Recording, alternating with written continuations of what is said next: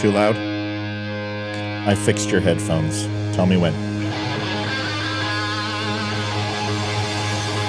I also fixed your mic. Go ahead and talk. Test, test, test, test.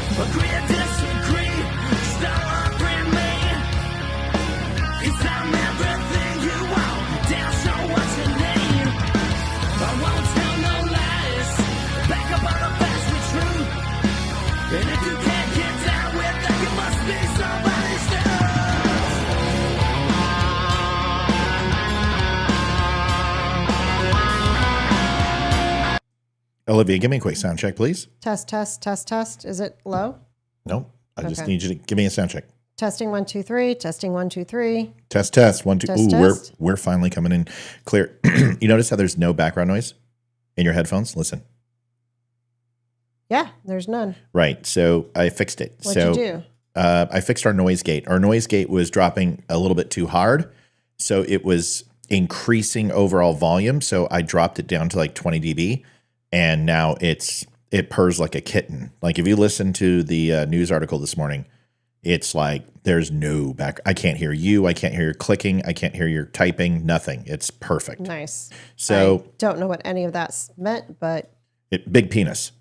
Okay, I can relate to that. I've got a big penis. That's what it means.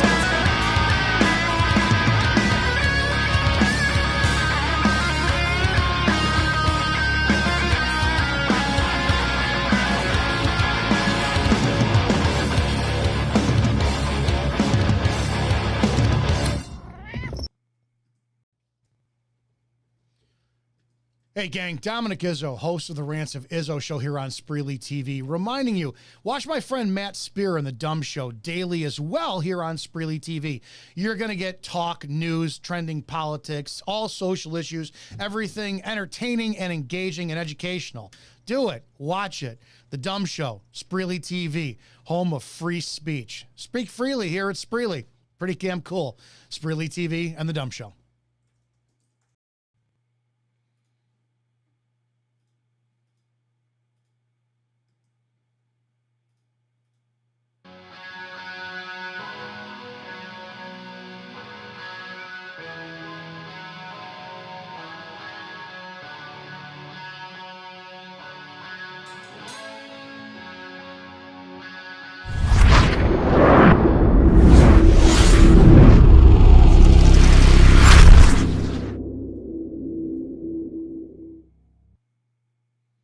Adjusting transmitter output. This is the Don't Unfriend Me Show with your hosts, Matt, Leroy, Amy, Olivia, and Mike. Geopolitics, military analysis, and election coverage. Coming to you live on the Spreely.tv network and all major social media channels at The DUM Show. Honest, direct, unfiltered. We can agree, we can disagree. Just don't unfriend me. You are fucking sexy. Thanks. Is it just me or is my camera fuzzy? No, you're not fuzzy. Fuzzy. You're not fuzzy at all. You're going to be fuzzy later.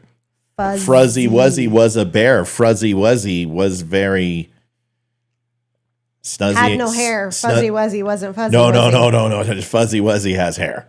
Jeez. Just letting you know. You know what's on your brain right now? Sex. You look good. You look really pretty. Thanks. This was like 5 minutes getting ready. I like it when you wear your hair down. It looks much better. It's you have beautiful hair. You gotta unlike mine. You just like my biceps. Is that better? Yeah, you look good. So this has been a crazy day. It was Terry and I just got off the phone with another podcast that is interested. And folks, let us know how we're coming through. It should sound really good. Unless Olivia hits the table. How is Ethan doing in baseball? He's in practice right now. He's doing great. I think he's batting like 400 for the season. And he got 3 strikeouts pitching, and he's doing really well. I have been keeping track. Okay, tell me where we're at. So 1, 2. He has had 5 at-bats, struck out twice, 2 hits, and a walk. So what is that? 400? No, he's 2 for 5. So he would be 30. Hold on. 1 for 4 would be 250, 2 for 500, 750. Okay, so he would be 333, I think, or something like that. Average what the pros are. Got it. Yeah, so he's batting over 3, which he's getting a hit a game, which it took him like 5-6 games in. He gave him his first. Yeah, hit he's doing last really year. well. He's doing exceptionally well. So, I mean, you can do the math. I mean, just 2 out of 5. So that would be 20. Oh, he's 400. Yeah. It's 400. Duh. So he's batting 400. It's ridiculous. He's got a game tomorrow. Are you on? I'm going to the game. Well, we got to figure it out, and I'm sure we'll figure it out. So here's the deal. So Terry gets contacted all the time, and he was contacted about, people who are interested in joining the network, like when Dom recruited me. Well, there's a couple of people who are fairly influential people. One of the gentlemen who wants to take part in this is running for Senate in Arizona, runs, several fitness chains all around the country, and knows some fairly prominent people. And then she is in construction in New York, New Jersey, and knows Donald Trump personally, had worked for Donald Trump personally. And they want to do a podcast. And Terry's like, made me feel great. He's like, if you want to talk to somebody who's the best in the business at putting it all together and, editing and sound and visuals. And I was just like, dude, that's such a nice thing to say. And, she started out the conversation. She's like, I went to your website, and let me just tell you, every single thing, every single font, every single picture has a purpose, and it's perfect. Like, that's what I want. And I'm like, oh, okay. So, I think there's a demographic for it to help them out. And, and then obviously, there's going to be work to be done and to build a podcast for them and edit it and do logos and all that other stuff. It's going to take time. Are they wanting to do a fitness podcast? No, it's going to be a little bit of everything, an amalgamation, constitution-based, politics, talking about their experiences and conservative movement. But they kind of had a calling to do this, and they know a lot of people in the trade, and it was just awesome. It was a great conversation. So I'm excited to see where that goes, and hopefully I can help them. But I think there was a little sticker shock, when they asked me how much, and I'm like, if this is what you want, this is how much it costs. And it's like, holy crap, it's not cheap to do this. And it's taken me 3 years to build it, but we're really excited about it. I think, we're going to be able to help them and get them on the network but the stuff that they had was typical stuff. They don't know what they can do. So it's like when we first started, black and white and the mic and then the graphics, and it was crap, but we didn't know it then. So, I told them, this is shit. And did you tell him to go look at one of your first shows till now? no, I told him how bad it was. I said, this, but she's very proud of what she's created. And you know me, I don't know how to be subtle, So I'm just like, this is shit, but you don't know it's shit, and because you don't know what you're capable of. And this is a good start. And that's what you need to do. You just need to start, and you need to begin. And then, when you do a podcast, you just use your phone, right? I mean, that's what you got, and use that, and then slowly start adding more to it. And they were both very, very kind. And I just told him, I said, I'm a very direct person. And they're like, oh, we're going to get along famously. She's amazing. I mean, just a super nice lady. He's super smart. And I said I would, introduce him to Eli Crane, and they haven't had a chance to connect. And they have Carrie Lake that they're going to be able to sit down with for 15 minutes or so. And they're very connected, and I'm excited for them. I think it'd be great. So just something new, something exciting. Good to have everybody here. Welcome to the Don't Unfriend Me show. I literally woke up this morning, had breakfast, didn't eat anything until 6:30. Olivia was so kind to make tacos. And of course I walk out there at 6:30 after this meeting, and I'm like, where's my plate? And there's no Olivia, and there's no plate. And I'm like, try not to be the prototypical man. Where's my dinner, woman? But in this case, with me being in the office, negotiating work, I was like, where's my food? And she was getting blueberries because she's a sweetheart and was taking care of me. So I had my yogurt tonight. And she's like, well, I didn't think it'd be that hard to put a couple tacos together. And that was not a good thing to say at the time. So I'm like, can't you care about your husband? I'm busy. I'm in there working. I've been in there all day slaving. I walked uphill both ways. I stood all day on my own merit and decision. I could have sat down in the chair, but I chose not to. Anyway, you're a saint, and you know that. So welcome to the Don't Unfriend Me show. We like to bring a little bit of our life into the show because it makes us human and not some talking heads. So if you have any questions, you can go ahead and do that. What? Judy's just like, where's my pot pie? Yeah, that's true. That's true. Where is my pot pie? Matt, just make sure. I made it 2 weeks ago. Matt, if you create a logo, just make sure to protect it. Oh, no, this isn't my first rodeo. I appreciate it, but I've made thousands of logos for people. I'm fairly aware of copyright law and everything else. And yeah, so we've got some cool stuff we're working on, so we'll release it. But anyway, thank you for the advice. We appreciate when people participate. So if you want to call into the show, the number will be on the next slide. If you want to just dial in and say hello, and it's been a while, that's fine too. If you have any questions, start it out with a Q, not because we're Qers here, but because Q is the least common used letter in the alphabet. And stands for question. It stands for questions. And I can do a search by typing in Q and do that. Let's get to it. We got a lot to do tonight. We do.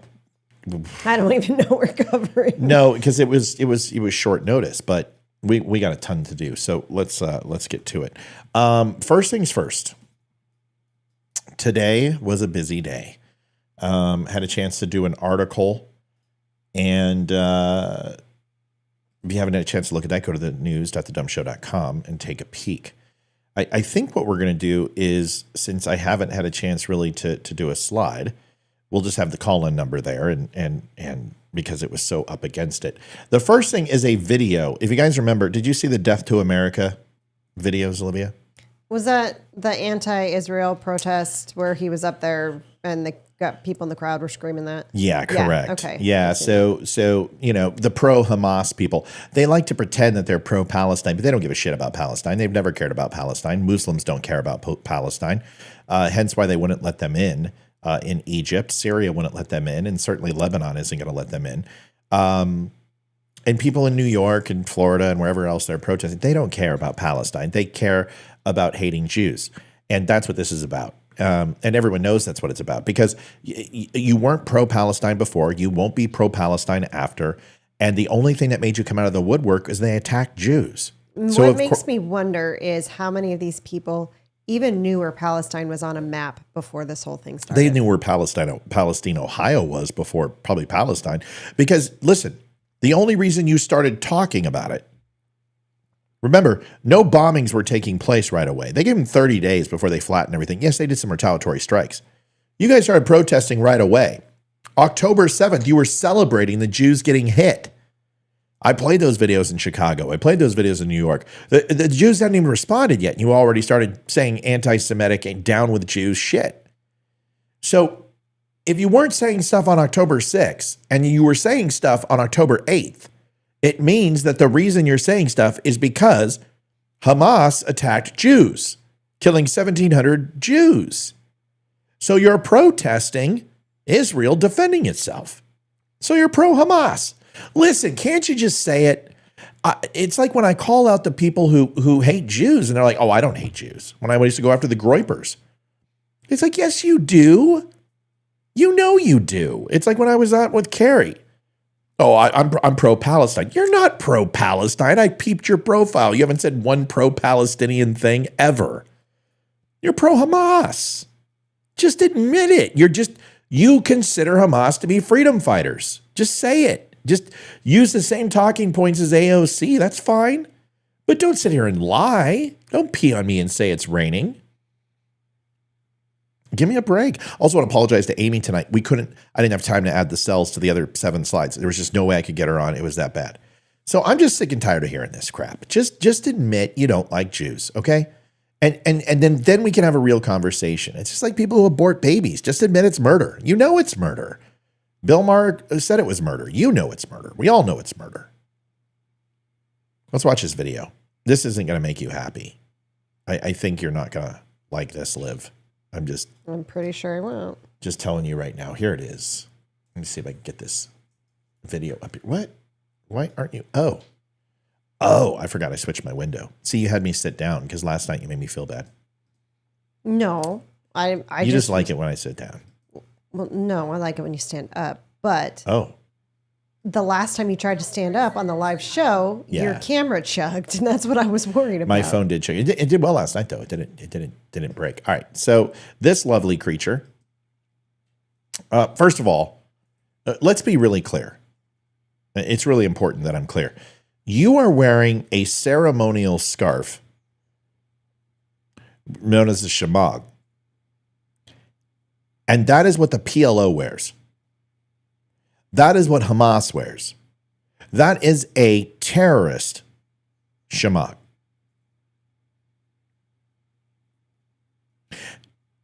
AOC wears it. Rashid Tlaib wears it. Islet Omar wears it. And all of these people, it's like wearing a Klan hood and being like, where's that NAACP meeting at that I can't wait to go to tonight? You're wearing terrorist ceremonial garb. And anybody who served over in the Middle East and anyone who has had any conflict with any one of those terrorist groups, you're rocking a shamag that's worn by the PLO, Hamas, the JIP, the IRGC, the Houthis, and the Crimson Jihad, who tried to set off a nuke down in Cuba, in the Florida Keys. And it was saved by Harry, what was his last name, Liv? I don't even. Yeah, he flew an AV-8B Harrier, and they set the nuke off, and he was undercover as a industrial salesman, and his family didn't know he was a spy. And she was drawn into it because she got sucked in by a con artist who was pretending to be a spy, who was a car salesman. Oh. And Harry found out about it. What was Harry's last name? Oh. You're making me think. I know. You're killing my True Lies joke, and I really wish you would figure it out. It's your favorite movie of all time. Not all time, but one of your favorite. Well, he's got 2 last names. He's got 2 last names. Well, one's his real last name, and one is the Isn't last it name. Harry, not Prager. It doesn't matter. I was trying to make a joke. The Crimson Jihad was in the movie True Lies, which is not a real jihadist group. But the point is, they wear, if you want to go watch True Lies, and look at that, they're wearing that scarf. Tasker. That's right, Harry Tasker. Thank you. Well, Tasker was the one that he was faking. That right, Tasker. That's right. What was his? I don't know. can't think. It doesn't matter. It doesn't matter. It doesn't. We've bled the joke dead. Yeah. So the point is that the Crimson Jihad isn't real. But if you go watch the movie, he's wearing that shamag. So there's a point in that movie where he pulls it over his head and he's wearing it. So don't sit here and tell me you're not pro-terrorist. Okay, if you're going to wear a pro-Hamas ceremonial shamag, you're not going to then sit here and tell me that you're pro-Palestine. That's not what you are. You're pro-Hamas. Mm-hmm. And the funny thing is I don't understand why any of the news stations aren't reporting it. You know what I would say? Get off my damn show until you take that shit off. Take that off. I want you to listen to this lady. This is Piers Morgan. I can't believe it. Twice in 1 week, I'm going to go ahead and back Piers Morgan up, Olivia. I'm ashamed of myself. Pigs are flying right now. Pigs are flying right now. Here's Piers Morgan and questioning about the death to America. Listen to this lady. It's absolute just BS to the nth degree. Here it is.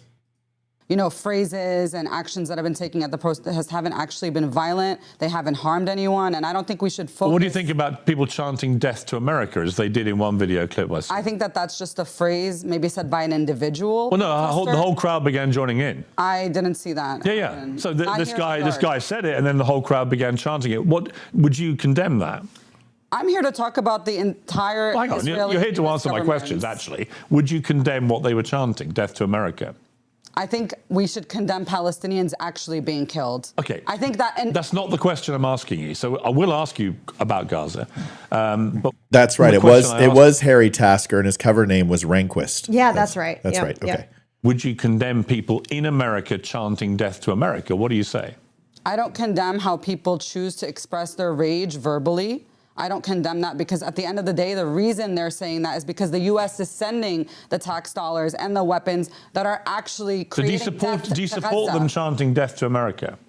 I don't chant that myself, so I don't know why you're trying to trap me in this type of... Well, because you're wearing a freaking PLO shamag. I don't know why no one hasn't said that. Why you're wearing a pro-Hamas shamag.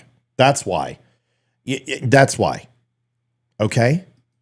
To condemn it, you don't want to. So I'm asking, do you therefore, should I assume you support them chanting? Those aren't the chants that I would personally do myself. You must either hang on. Sorry. I just want an opinion on this. You must surely either condemn it or support it. No, you don't need to. You're neutral it's and not death a to America. binary That's thing. terrifying. How would anyone do you think, if they went to Gaza and chanted death to Palestine with Hamas terrorists nearby? So, you know, listen, I can only lead you to water. I can't make you drink. And if you want to go ahead and look it up, just go look up terrorist shamags. There you go. That's what she's wearing. That's it. What scarves do terrorists wear? Here it is.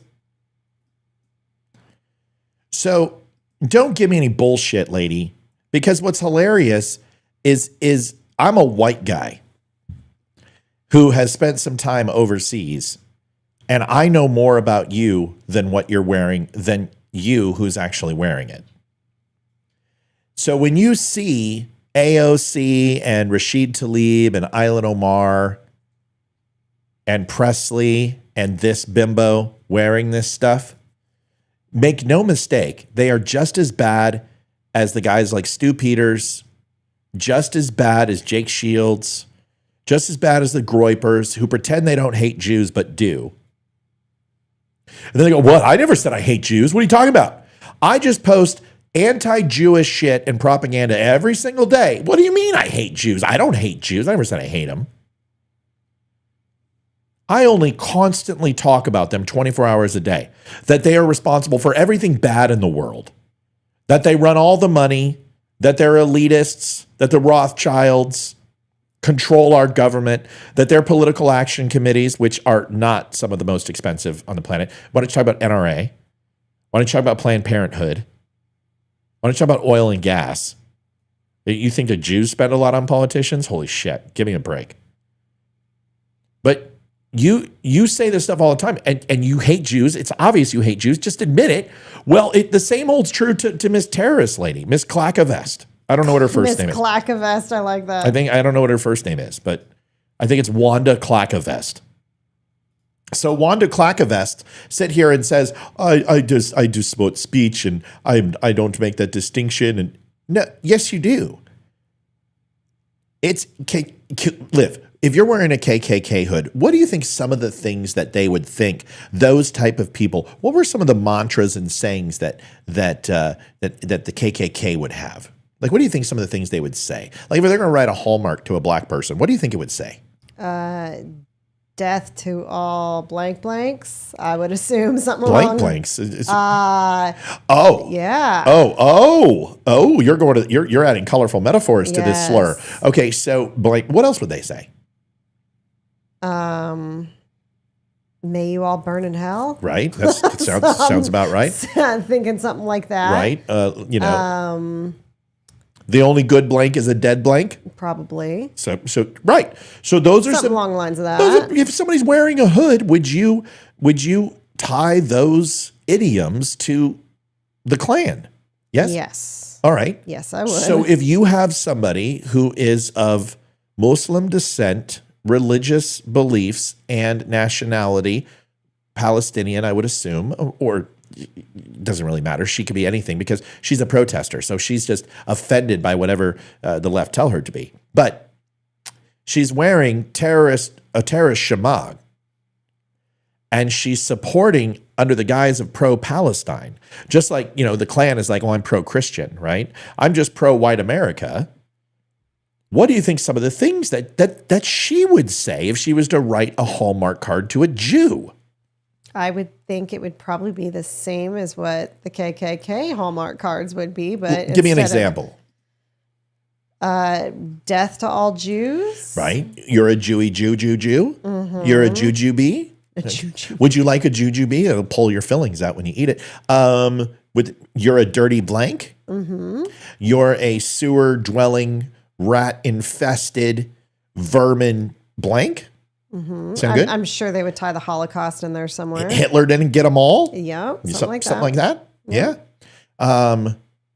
If you can't kill them with gas, kill them with fire. Jeez, that's horrible. Right, something like that. I mean, well, wait a second. Hold on. What's wrong with what I said? I'm not anti-Jew.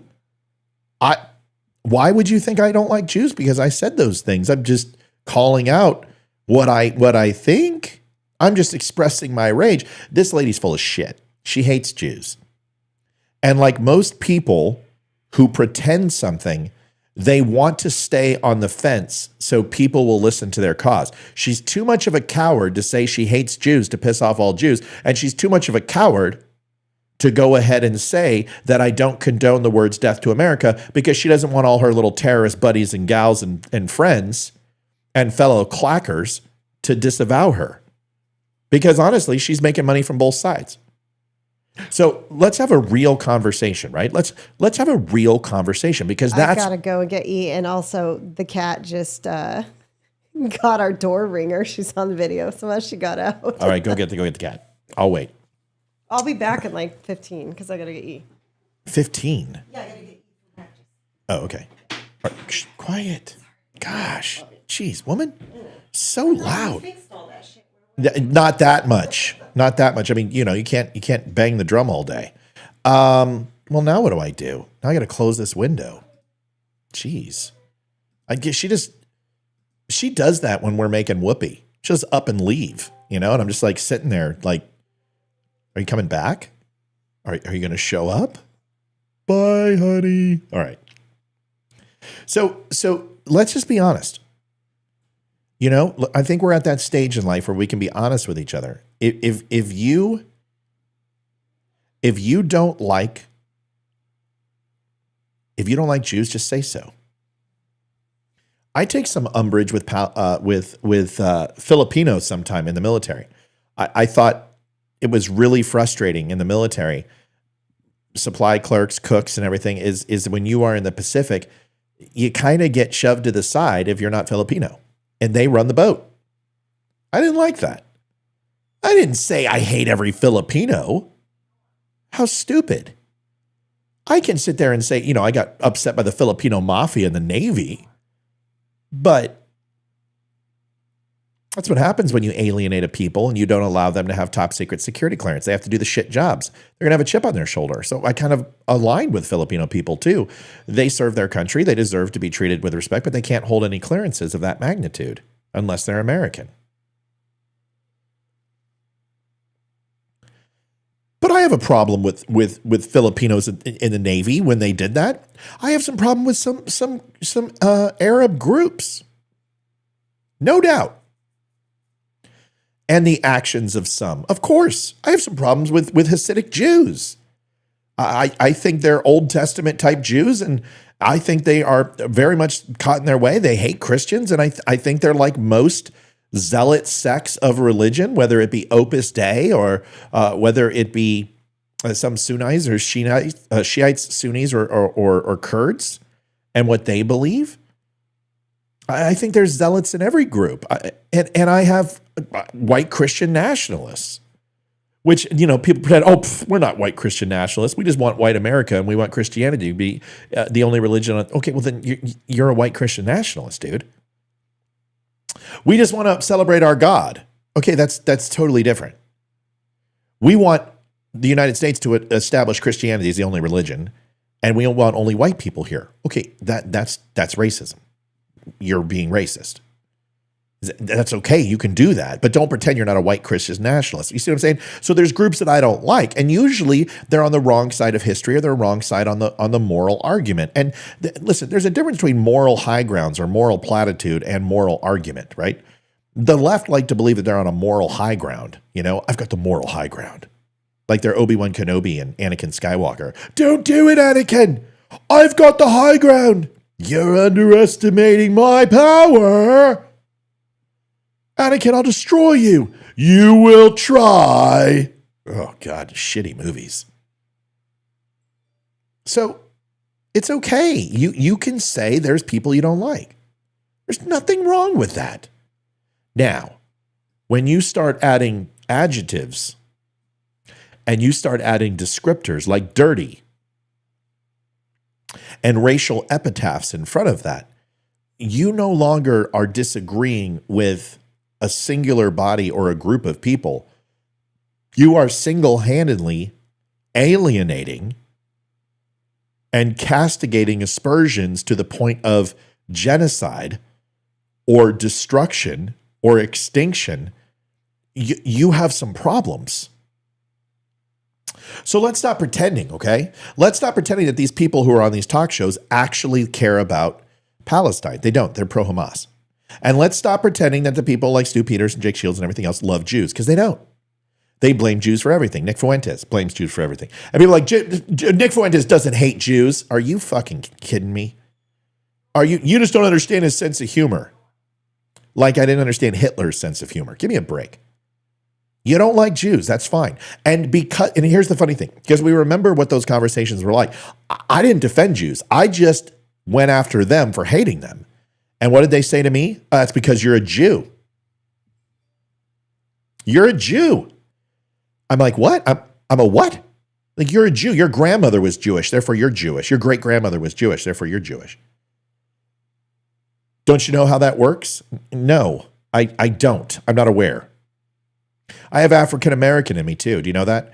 Because we own slaves in the South, the peacocks and the plums. That's my family lineage in Georgia. I've got African American in my blood. Where do you think I get my curly hair from? It's the truth.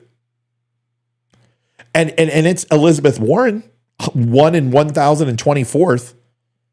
Not enough to put on an application, but I got African American in me. I've also got Jewish blood in me too. I've also got German, Scottish, Irish, Dutch, Welsh, French, Greek. I am a freaking mutt like you will never believe. But that was their argument. The moment that they couldn't convince me that the Jews run everything, that they're evil, that they all hate Christ, that they're money hungry and they're all lawyers and they're screwing you over, and the Rothschilds, and there's no such thing as Israel, and the Jesuits have no claim to the land, and then they stole it from Palestine even though there was no Palestine. There are no Palestinians, by the way. There's Arabs. There's Turks. What's up? Hello, I hit one You got to come over here and talk. You're cutting out of the mic. You got to say it right here. Go. I hit one probably will if it was in a baseball game, it'd probably go over left fielder's head. Did you do your step? You stepped, didn't you? You listened to your dad, didn't you? I did. Pound it. Put it right here. Listening to your old man. Attaboy. Kid's a hitter. I'm a taco. Kid's a hitter, dude. Oh my gosh, Yenny. I don't care. No, it's just fun. What did she do? Tell me quick. So she sets off the Ring camera, and so I go out there. I don't see her, and I'm calling her name. So because we didn't come to the front door, she went to the back door, and she was up on the patio right by the glass door, meowing. We should just let that cat out. I know. She comes back. She'll outrun any foxes. All right. So the point is this, and I got to put Olivia back in here. Let's see if I can do this. Dude, hello again. Look at that. Just gold. So the point I'm trying to make to y'all is really, it isn't about semantics. It isn't about black. It isn't about white, Jew, Gentile, Arab. It doesn't matter. None of that matters. When you break down a person, it all comes down to one thing. Are you an asshole? And do you do it on purpose? See, I'm an asshole, but I don't do it on purpose. I really don't. There are times I do, but it's like not my general disposition to do it every day.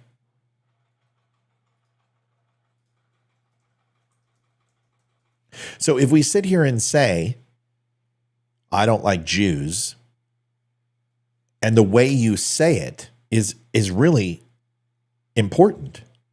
There's a difference. Inflection's important. It's like, the Jewish people sometimes really frustrate me. Is that bad, Liv? No. Okay. What about this? God, those Jews. God, when are those dirty Jews going to stop? That would be. You're racist. Mm-hmm. You're anti-Semitic. And that's okay because Semites are not just Jews, it's Arabs. But there is no Palestine, folks. 1830, Roman emperor castigated the Jesuits out of the Holy Land. And you can go back to 630 if you want to. And there are lines of delineation to the Jesuits and the Jewish people throughout the Bible and throughout every written record. And whether it's Muslim or whether it's from the Jesuits, whether it's from the Christians, the Moors, the Saxons, the lines of delineation and the overall etymology of Israel may have been established in 1940 as far as the name, but you can't make that argument because Palestine was 1830 and it was called Palestinia from a Roman emperor. So let's stop pretending, because here's the thing. Liv, I'm going to give you an example, okay? United States is not around. Christopher Columbus, 1492, sailed the ocean blue, slipped on a rock and broke his cock in 1492. Christopher Columbus, right? Mm-hmm. He comes out and he goes, India. These are the Indians. And, well, kind of. You're only halfway around the globe, the wrong direction. But here you are, and you have discovered the free world, according to history. Now, we know the Vikings were here before Columbus. We also know that there was rumors of the Chinese sailing across from the West Pacific on the other side of North America. And there are, we can talk about Inuits, and there are plenty of others who had a chance to set foot on U.S. soil, North America, before it's the United States. But let's just assume it's Christopher Columbus, okay? And he comes here, and he's like, let's have a meal on Thanksgiving. Is that what happened? No. No. I don't know. I don't even know. No. Your first answer was correct. No, not even close. Because Christopher Columbus and Thanksgiving had nothing to do with each other. No. Okay? Plymouth Rock and Christopher Columbus are not the same thing, and they're not even close. Everyone blames Christopher Columbus for the annihilation of the people, and but everyone needs to slow down. What killed the Native Americans was predominantly what, Liv? Disease. 90% of the native population in the United States was wiped out by yellow fever, typhoid, and all the things that Europeans had gone through and were inoculated to by exposure. What Dr. Fauci called herd immunity that would never take place without a vaccine, right? What was left were impotent men who were sterile because the typhoid and the yellow fever that didn't kill the men ultimately made them infertile. A lot of the women weren't able to carry because their fevers reached so high that their uterus essentially was no longer able to carry child. The elderly died at a horrible rate, and the youth died. Yellow fever and typhoid impacted kids more than all groups outside of elderly. So what you had was a population with roughly 9% left that had males who were fighting age, who were not able to procreate and repopulate.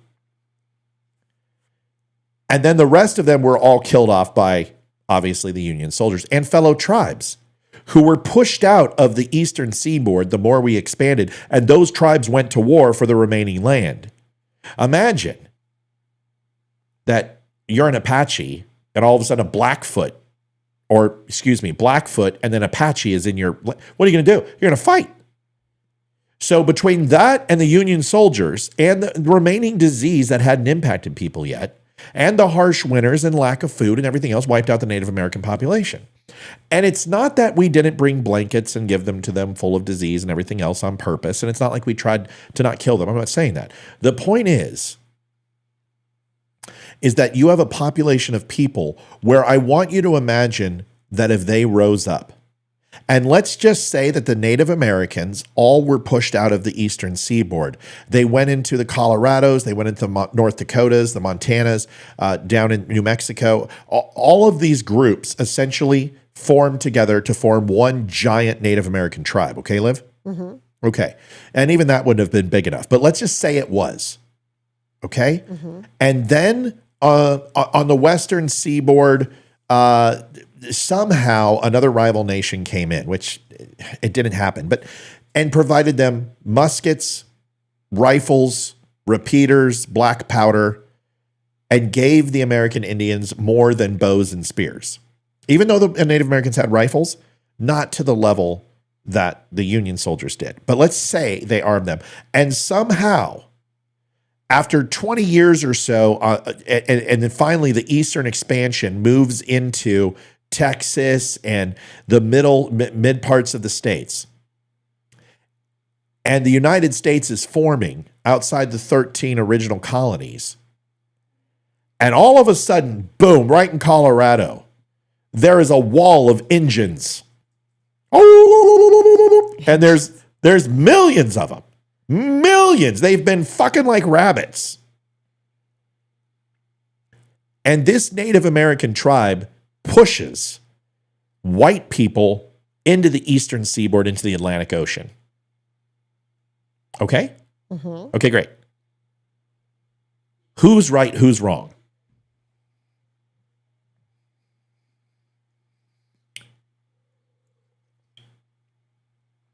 Whose land was it first? It was the Native Americans. Who's right? Who's wrong? So it would have been the white people that are wrong. White people are wrong. Get the fuck out. Okay, great.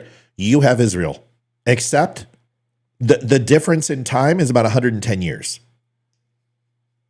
The Jews were pushed out. The Jesuits were forced out by the Romans. Palestine was turned over to English control. And the English control, like Hong Kong, went back to the people. Israel, after fleeing Europe, went back and took their lands back from the nomads, the vagabonds, the Turks, the Afghanis, the Egyptians who were cast out from society, who became Palestine, but never became Palestine because they're not a people. They are an amalgamation of people. That's like saying the United States are the United Statesians. Okay? That's not true. Even though we're here and we're American, we also can be African and German and everything else, and we recognize that. or white Anglo-Saxon, whatever it would be. The same thing holds true there. They may have called the land Palestine, but they weren't Palestinians. They were Arabs. They're Arabs that nobody else wants. So my point is that if the Native Americans would have somehow stood up against the white man and pushed them out of the land, I don't think any person would be like, oh, can you believe those Native Americans? The Native Americans, if they would have done that, would have had just cause. Unfortunately, they couldn't. So what we're saying is we're empathetic to Native Americans, even though we conquered them. And we all go, oh, poor Native Americans. We took their land. We gave them reservations. And most countries would have just killed all the Native Americans. Like most countries who conquered, they kill everybody. They save the women, they rape them and impregnate them with their bloodline, and they kill everybody else. They keep the women, children too, rape them. They repopulate based off that. And they kill all the men, military age, and the elderly. And that's what every country has done. Genghis Khan did it. The Ming Dynasty did it. The Persians did it. Everybody does it. The English did it, for God's sakes, in Scotland and Ireland. So let's assume that we all feel bad for Native Americans, and we should, because we did them dirty. There's no doubt. We still do. We're just waiting for them to die off. That's what the U.S. government's doing. Then they're going to take that land back. They've put them in unlivable conditions. They've made alcoholism and gambling two things that are really great with family values. They'll never let them prosper. They don't live in rich and fertile land so they can actually create and benefit from something. Nobody buys turquoise anymore and silver. You're talking about a people who are dying, and nobody will help them, okay? But we feel sympathy and empathy for them. Why don't we feel the same way with Jews, Liv? I don't know. I don't know why people hate Jews so much. I don't understand. It's a religion. It's a people. It's like, okay, I'm going to hate the Spanish. Why? Why? Exactly. I can understand. You know what? I can understand why you hate Spaniards more than you hate Jews. You guys keep saying that the Jews are this imperialistic country that conquers. Have you seen a map? They own New Jersey. Africa is represented by the Arab states. Okay? Give me a break. This isn't a show that's so pro-Israel that I can't have a conversation to recognize that, yes, there's some things that Israel has done that are very questionable, okay? I'm the one that told you 6 months ago, before all this shit started, that the Jews were going to take the gloves off and absolutely kill every Palestinian who stood. Did I not say this, Liv? Yes. Okay. But every country has done things that are questionable. Right. I mean, including ourselves. So... we have to understand. First Hawk Feather 54 is here. It's interesting. The first thing I thought of was Cobra Kai when I saw his name. Well, it is, but very well maybe Native American is saying the same thing. Is Native Americans were not a peaceful. I mean, that's what they make it sound like, is that they were all chasing white buffalo and smoking, peyote in the tea. That's bullshit.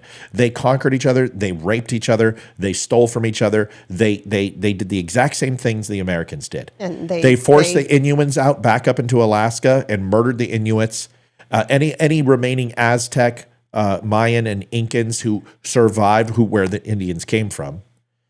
Any rival groups were murdered long before they even stepped foot into You and your slamming. What is going on there? The cat jumped down. Stop letting the cat up the table. North America. So if we're going to pretend that Native Americans are so damn,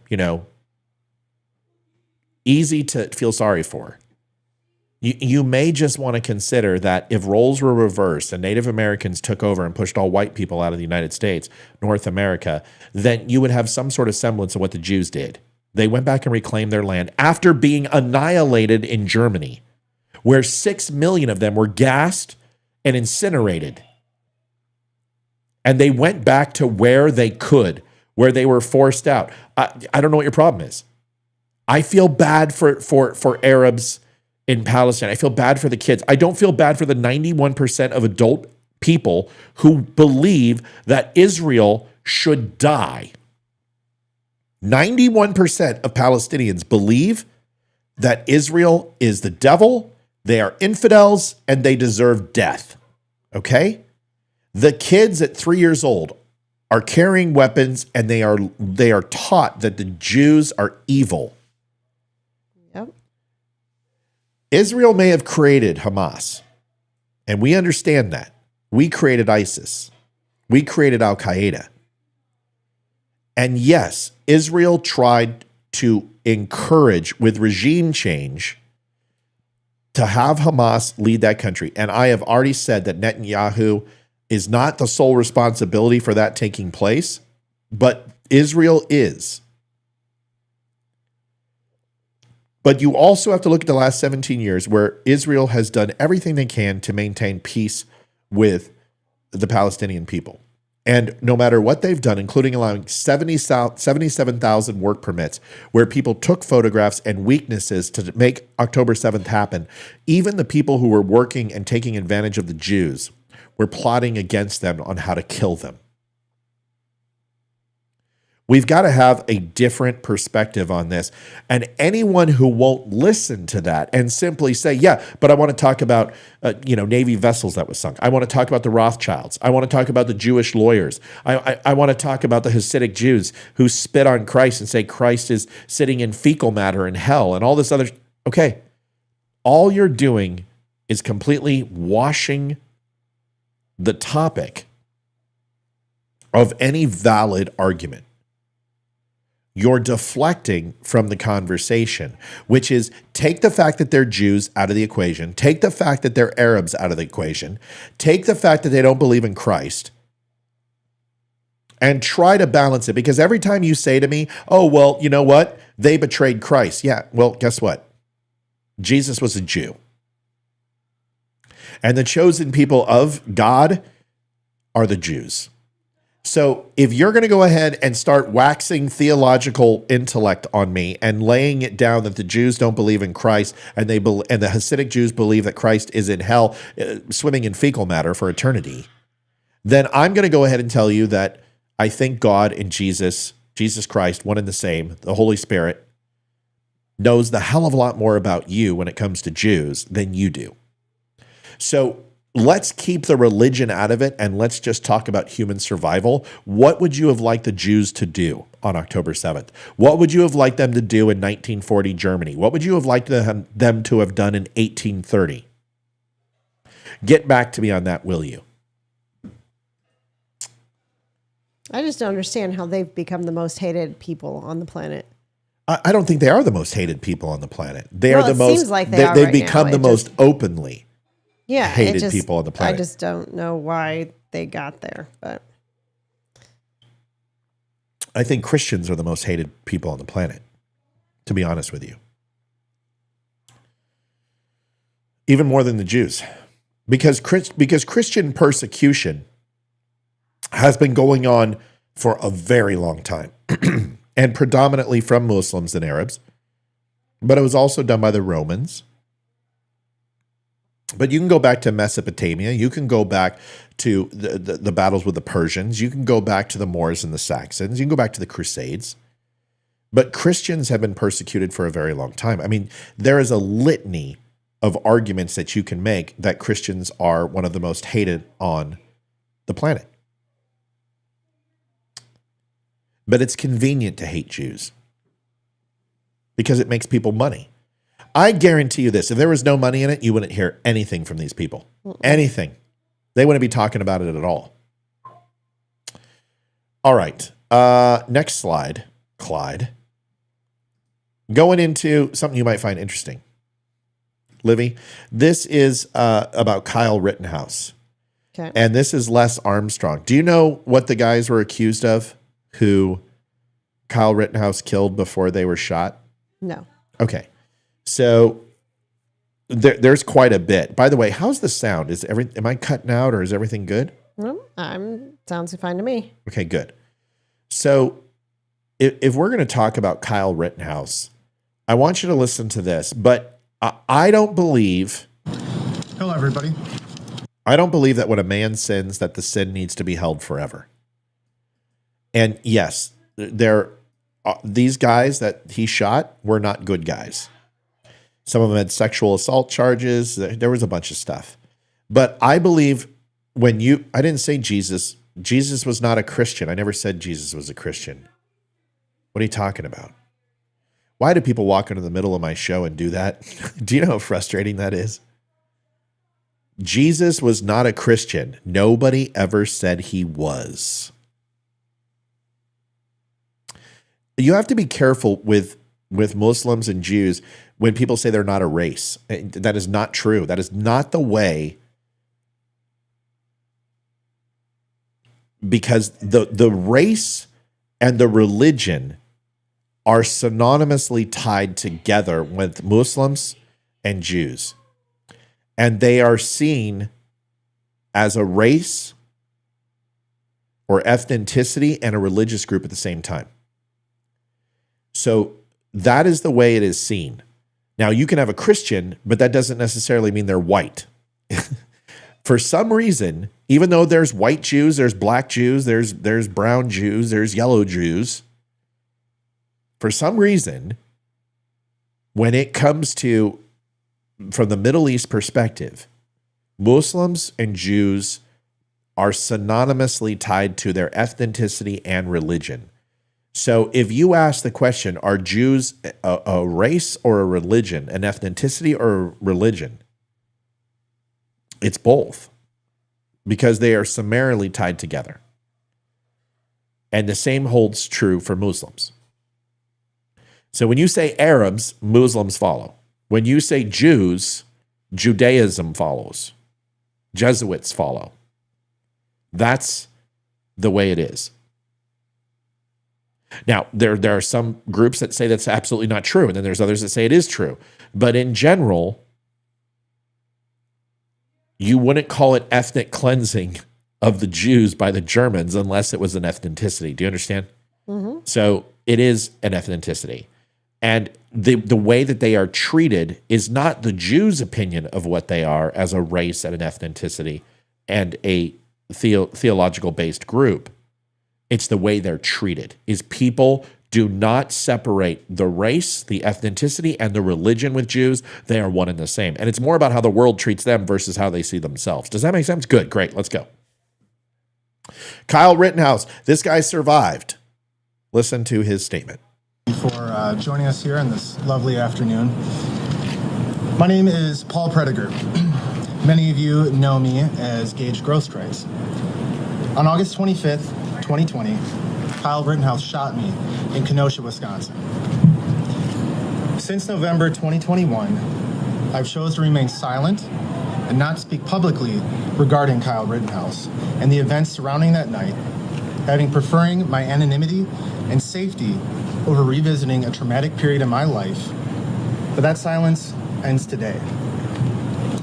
While I've simply tried to live my life and not relive those moments, Kyle Rittenhouse has taken a different path. He has used every moment to gloat and to make light of taking life. As if that were not enough, Kyle has embraced and been embraced by those who peddle hateful rhetoric, who believe in nationalism that excludes those who do not look like or think like them, and who have sought to amplify a troubling desire for violence against supposed political, cultural, and religious enemies. I am not here today at Kent State to sell you a book that somebody else wrote, or a full body armor military kit that I didn't design, or a subscription to an anti-woke payment processor, or to sell you the lies of BLM. That speaker... I am so very proud of this young man. And it's so hard for me to say that because I've wanted to demonstrate this for quite a while, and I haven't found the courage because I don't appreciate people who profit off of misfortune. It's not right. In fact, it's horribly wrong. And as every shirt that you buy from the Don't Unfriend Me show, especially the AR-15 Beats skateboard shirt that you can buy right now in male or female form, I promise to spend that money in honor of all three of these people who decided to fuck with the wrong guy that day and fucked around and found out. The AR-15 beats skateboard. Rock beats scissor, paper beats rock, and scissors beat paper. AR-15 beats skateboard, folks. That shirt is available at the DUMShow.com because I believe in profiting off of somebody else's death is wrong. I hope you do too. Now let's continue. Across campus today, and his name is Kyle Rittenhouse. And for an extra $37, he'll even autograph his book for you. But what I am here to do is to stand with the students of Kent State who have had enough. Enough of Kyle and his rhetoric, enough of the celebration of loss of human life, enough of the flawed logic that because a 17-year-old who shot me and killed 2 others with an illegally obtained firearm. No, it wasn't. An illegally carried firearm. No, it wasn't. Is now somehow qualified to be a champion of gun rights. Enough of the sad fragility that proclaiming and accepting Black Lives Matter, because they do, somehow devalues or threatens white lives. Enough of the lies and the deceit that has been told by Kyle Rittenhouse for over 3 years about what actually happened in Kenosha, August 25th, 2020. So I ask all of those of you who are interested to join me and these student organizers behind me and in this crowd to come to the Oscar Ritchie Hall for a hopefully enlightening teaching experience. Because students deserve an alternative to the hate and division that Kyle Rittenhouse seeks to. Hey, look, someone has a terrorist shamag around their shoulders. I wonder if that guy supports Hamas. By the way, tickets are $99.99. $99.99. But I'm not trying to make money off this. I mean, Kyle Rittenhouse is a pig because he's trying to, well, we'll talk about that in a second. But this guy's got a shamag on. Terrorist shamag. See that? On campus. And with that being said, I'm very thankful for my invitation here and being able to be amongst y'all. Thank you. Let me decipher it for you. Are you ready? Do you want me to give you the rendition, the real good one? Sure. Real simple. Here it is. Mm-hmm. Blah, blah, blah, blah, blah. I fucking hate free speech. Fuck you. I hate free speech. Free speech should die. Death to America. There it is. That's it. Pretty simple. Yeah. Well, here, something tells me that if the shoe was on the other foot. The foot was on the other shoe? Yeah. Okay. And he would have been the one who attacked Kyle Rittenhouse and killed Kyle Rittenhouse with a skateboard. Yes, there you go. Say it, sister. He probably Say would it, be sister. profiting. I guarantee he'd be out there freaking profiting. He would from be that in the shit. WWE and he would come out, instead of Hacksaw Jim Duggan with a 4x4, he'd have a skateboard. Exactly. It would be shirts. He would be Skateboard totally. beats AR-15. Oh, yeah. Absolutely. Oh, yeah. I took He a guy totally down. would. And I mean, freaking Kyle Rittenhouse has got how many hundreds of $1,000s in lawyer fees? He needs to freaking make it somehow. Not just that, the civil trials start at the end of the year. Oh, I didn't They are realize that. going to sue him into oblivion. They're going to do the same thing they did with Trump. Kyle, listen, I don't think Kyle Rittenhouse is a hero. Everyone is like, he's a hero. I'm like, no. He defended himself. He defended himself, and he did it flawlessly.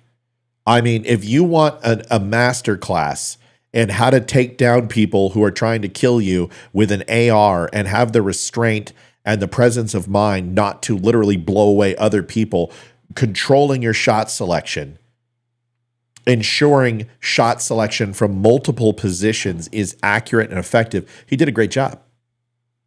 Surprising, but he's not a hero. There's no hero stasis about self-defense. He did what was legal and absolutely right, but he's not a hero. Okay? Those three guys, I don't have any love lost for them, but hero status isn't established. Unless you want to say, with no formal military training, that guy, he operated. He operated extremely well. And he operated with a piece of shit rig. His entire rig was like $500. There's guys that spend $10,000, $15,000 that can't do what he did.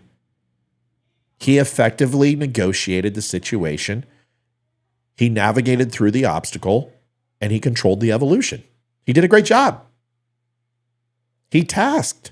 He worked the problem. He's not a hero. But they're suing Kyle. They're going to get him for a wrongful death lawsuit, and in the civil trial, they're going to take everything. He's going to owe millions. He's going to have to file for bankruptcy. I don't think Kyle Rittenhouse got lucky. No, I watched that video. I broke that video down. I don't think it was luck. But those guys should have overtook him. Those guys. The thing is it's not that he was lucky. It's that those three guys were fucking putzes. And they're white liberals who had never been in a fight in their life. And the problem is I'm sorry you got shot. You shouldn't attack a guy with an AR-15 with a skateboard, with a pistol. So it's not defamation. They're going to get him for wrongful death. How is it wrongful death when he is defending himself? Listen to me, folks. I'm not talking about defamation from the media. The families of those are going to hit him civilly for wrongful death. It's only a preponderance of evidence. He doesn't need beyond a reasonable doubt. Those families will win. I'm not defending them. You just saw it with Donald Trump with E. Jean Carroll. She took a fucking Law and Order episode. She paints rocks and trees. The woman is batshit crazy. The woman glorifies and thinks rape is sexy. She won $96 million. That's a lot of rocks and paint she can buy. That's a lot of rocks and paint. That's a lot of AR-15s and skateboards. It's not over. It's not over. They get to hit him now with wrongful death. And they're going to sue him civilly. All those cases will open up now. And I'm not defending that. But that's why Kyle Rittenhouse is doing whatever he can to raise money.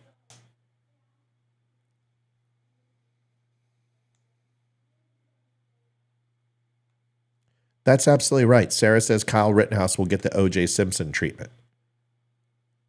Wait, what? No, Kyle, no. No. Well, okay, I see what you're saying.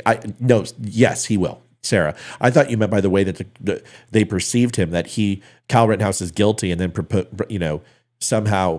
I see what she's saying. She's saying civilly they got him. That's right. Yep. Criminally, they let him go, but that cost him millions. I mean, that took most of his money. And then civilly, he was done. Same as OJ. Yes. You're absolutely right. Okay. Thank you, Lee. I'm sorry. I didn't know. So my point is that Kyle Rittenhouse defended himself, but he now has to go civilly. And if you think that's not the story they're going to tell, this guy's profiting off the murder. He's going to get sympathy. He's going to get civil. He's going to get hit with civil cases left and right. It's going to be expensive. He's not going to win them. You don't win civil. Nobody wins except for the person, the plaintiff. Civil trials are a sham. My belief is that you should not be hit civilly for what you are innocent criminally. Exactly. I think double jeopardy should absolutely hold true. If you've been found innocent criminally, that they cannot go after you civilly. Yeah. I think that is because here's the thing. Criminal negligence, like say you're a landlord and you get an inspection that the roof is going to fall and then 700 people are killed and it was seen as criminal negligence, not homicide. Okay, that's a different thing. You could be found innocent of homicide or murder and get charged with negligent homicide and then be found not guilty of it. And people should still be able to sue you because you are a landlord, you are providing a service. That's different. But in a self-defense case, if you're found to be innocent, there should be absolutely no ability to do a wrongful death suit. Not at all. But there will be. They don't care. They don't believe in the Constitution. They don't believe in the laws. We've already established this. They're going to go after and they're going to bankrupt Kyle Rittenhouse. So, here's the thing. Do you think you should give money to Kyle Rittenhouse? I don't. I'm not going to give any money to Kyle Rittenhouse because in the end, Kyle didn't need to go there. Kyle made the choice. And even though that happened, you don't bring an AR-15 unless in some way, shape, or form, maybe you don't plan to use it, but you're willing to use it. And all he had to do is stay home. You ask yourself, okay, every day I go out of the house and I've got this every single day. And when I carry this, I have a responsibility. Olivia, can I tell people to fuck off? No. Can I get in somebody's face? No. Can I cut them off with my car? No. Can I flip them off? No. Can I do anything to instigate any sort of animosity, resentment, anger, or escalation when I have this on me in any way, shape, or form? No, you may not. Can I do it when it's not on me? Sure. No, I can't. I can't even do it. I am a card-carrying concealed carry holder. And even if I do not have my firearm on me, even if it's secure in my vehicle or my house, if I go out and do that, they can pull it from me, including when I was arrested for CPS, that could have impacted my ability to carry.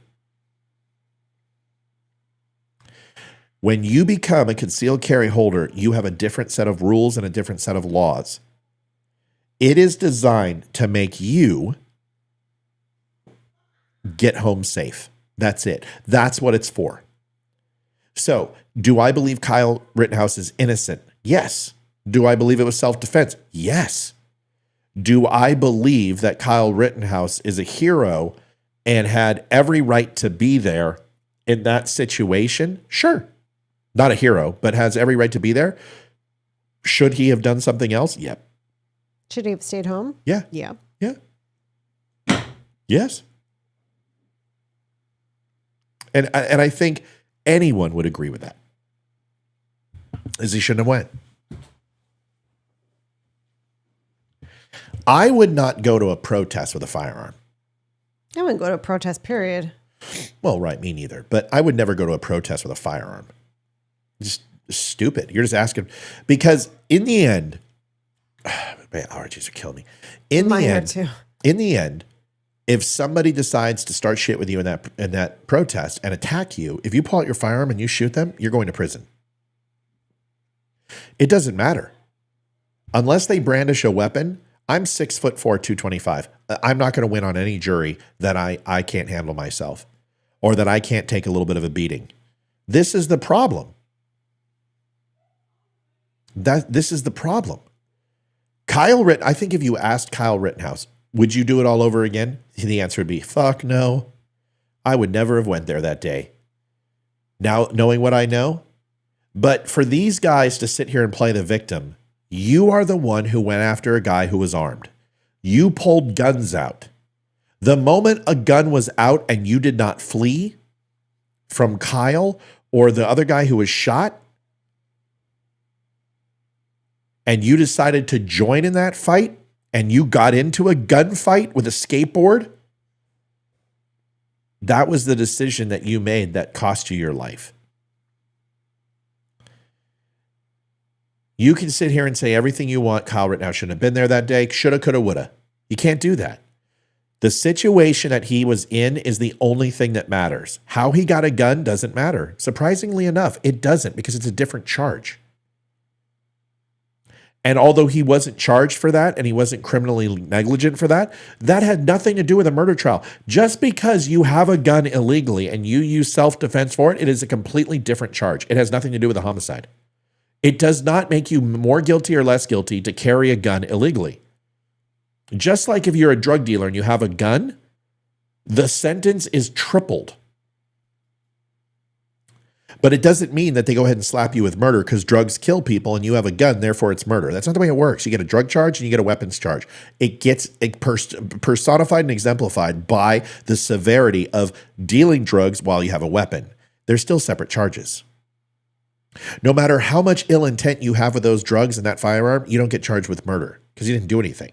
So the weapons charge and carrying it over state lines and acquiring it illegally is completely different than the murder charge and has nothing to do with it. That's why the judge said, you can't put that into the case. And he didn't hear it. Everyone's like, the judge is biased. No, the judge followed the law. That's not what the case was brought. That's not what the prosecutor brought. The weapons charges and all that other stuff is a completely separate thing. This is a self-defense case. Did Kyle Rittenhouse have the right to use lethal force to defend his life? And He did. He should not be charged with a civil lawsuit. I completely agree. Okay, Karen, you're not listening to me. Kyle was legal carrying the rifle under Wisconsin law, Matt. I didn't say he wasn't, did I? It's not what I said, Karen, at all. You're not listening. It's not what I said. I said that any charges would be completely separate. And that's the argument from the left, is that the judge did not hear anything about how the rifle was acquired, how he brought it across state lines.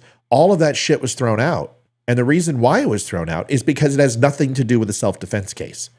If there were charges, they would be completely separate of that, is what I said. I never said he wasn't legal. I said those charges are immaterial to a self-defense case. If I have a gun and the serial number's worn off, scraped off of the file, someone breaks into my house and I shoot them, am I going to jail? Liv? No. Yes. If I have a gun that has a serial number and they come into my house and I shoot them, am I going to jail? Apparently, yes. Yes. I'm going to jail. Am I going to jail for having a weapon without a serial on it?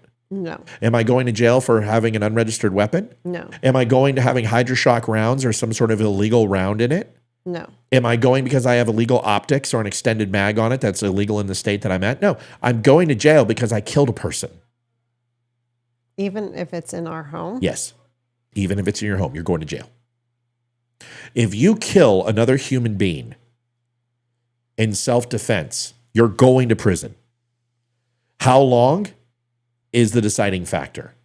Very rarely does a person stay home and go back to bed. The reason why is because they are not there to solve the crime.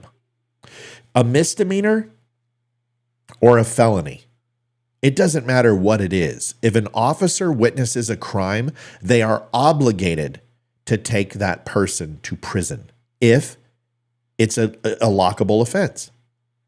If it's a speeding ticket, they will do the due course of action of giving them a ticket. That summons is essentially the booking process. It puts them on record that they're to be in court, et cetera, et cetera. Now, if that guy comes out and hits a cop, is he going to jail? Probably. Oh my God. If the guy gets out of the car and hits a cop, is he going to jail? Yes, he is. Yes, he's going to jail. He committed a crime. He committed a felony. He's going to prison. If he has a dime bag of marijuana, is he going to prison? Probably not. Probably not. He's going to get a ticket unless he's in a state that says a dime bag of marijuana is an arrestable offense. Very few states do that. It's more county-based. My point is, and the only point I'm trying to make, is that if you shoot somebody, you're going to jail. You're going to get booked. You're going to get arraigned. And that is the way it's going to be done. Because if you don't, you open up for an entirely new set of things if you have to go back and arrest that person afterwards. Can you imagine that?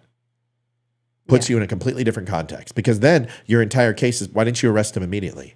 Yeah, that's true. So the rule number one, when you're a concealed carry holder and if you have to fire on somebody in self-defense, shut up.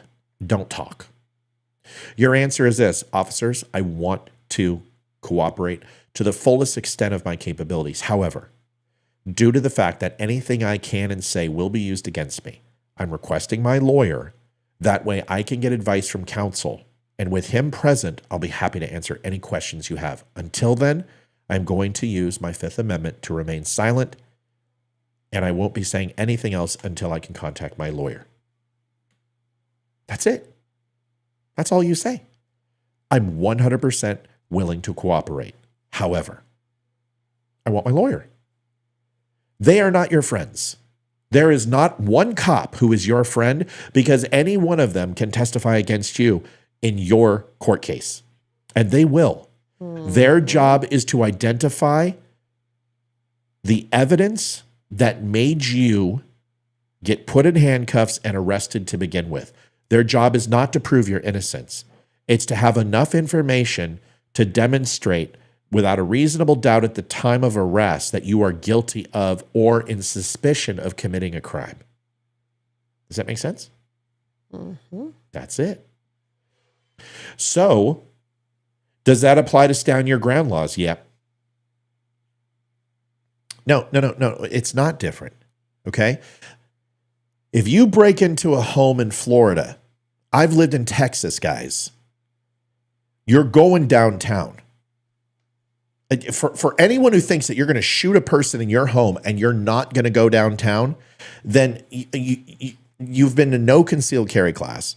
You don't have concealed carry insurance. Call USCAA and get legal advice and ask them, if I shoot somebody in my home in Florida or Texas and I have stand your grounds or castle doctrine, am I going to go to jail that night?